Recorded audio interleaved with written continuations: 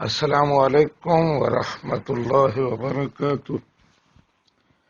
پاکستان سے عبید اللہ صاحب پوچھتے ہیں کہ نکاح اور شادی کے موقع پر دف بجانے کا شرعی حکم کیا ہے؟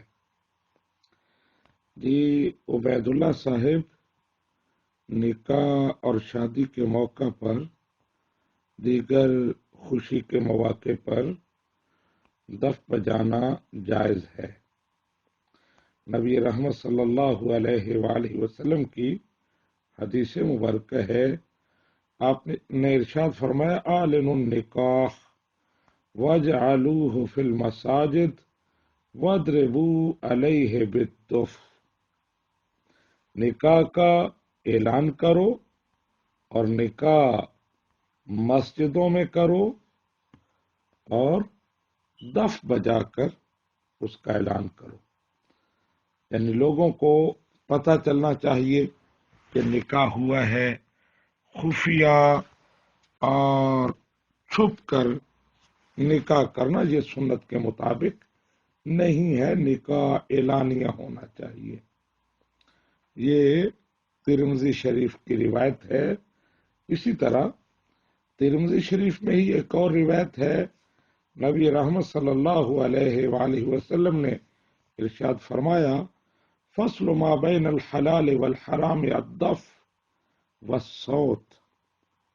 حلال اور حرام کے درمیان فرق کرنے والی چیز دف ہے، یعنی نکاح اگر اعلانیہ کیا جائے، دف کے ذریعے کیا جائے تو یہ فرق کرتا ہے اس میں کہ یہ جائز شادی ہوئی ہے، اور خفیہ تعلقات، چوری چھپے جو رشتے ہوتے ہیں فرمایا وہ ٹھیک نہیں ہوتے۔ لیکن اس میں